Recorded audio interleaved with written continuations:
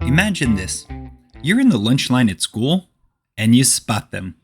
Those crispy, golden brown potato bites that are perfectly crunchy on the outside and fluffy on the inside. You grab your tray and hope they didn't run out. What are they? That's right. Tater Tots. Welcome to Believe It or Not, the show where weird is real and the truth is stranger than fiction. Let's dig into the story of how one small idea turned leftover potatoes into a global snack. Our story starts in the 1950s with two brothers named Neffy Grigg and Golden Grigg. Great names for brothers working in the potato industry. These guys owned a company called Ora-Ida. That's short for Oregon, Idaho, because their business was right on the border of those two potato-growing states. Ora-Ida's job was simple: make frozen French fries. But making fries left behind tons of leftover potato pieces. Tiny shredded scraps that couldn't be used in their normal products. The problem was, every time they cut fries, they were left with tons of leftover bits, shavings and tiny pieces that weren't pretty enough to sell. Every day, the brothers stared at big piles of potato waste. Instead of throwing it all away, the Grigg brothers got creative. They took the scraps, added a bit of seasoning, and ran them through a special machine to form little cylinders. Then they deep fried them until they were golden and crispy. Boom! A staple food of kitchens and cafeterias across America was born. They called their new invention Tater Tots. Tater was a fun word for potato. Tot meant small. Perfect name, right? But at first, no one wanted them. When the brothers tried to sell their new snack to grocery stores, people ignored it. Why?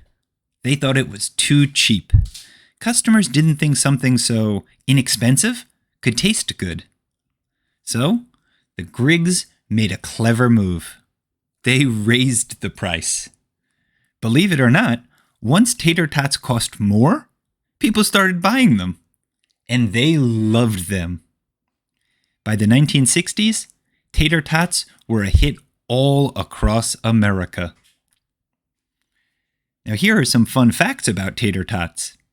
Americans eat over 70 million pounds of tater tots every year. So much so that there's even a National Tater Tot Day on February 2nd. Now think about those 70 million pounds. Can you guess how many tater tots that is? More than 3.5 billion tater tots.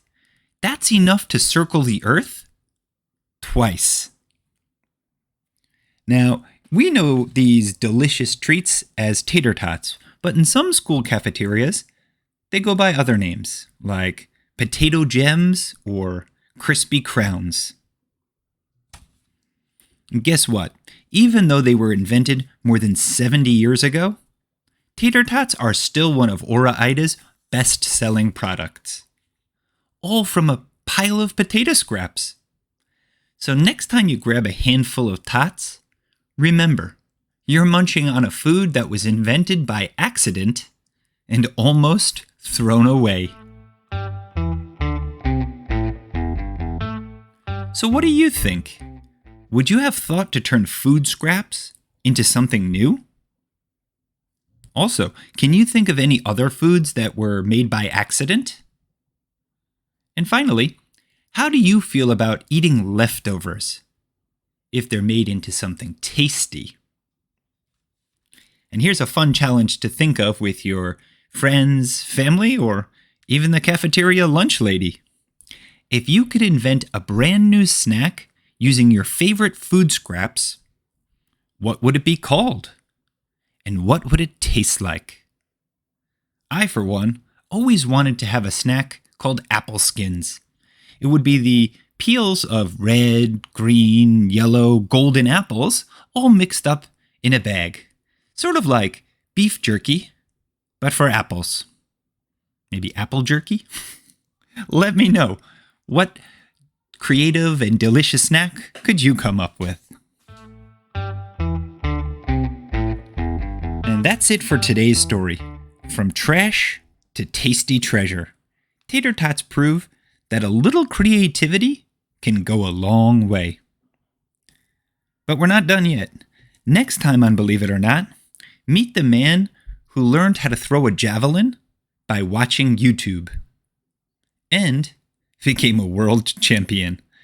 That's right, episode 49 is about Julius Yego, the YouTube athlete from Kenya who stunned the world. Until then, keep wondering, keep learning, and remember, sometimes the truth is weirder than fiction.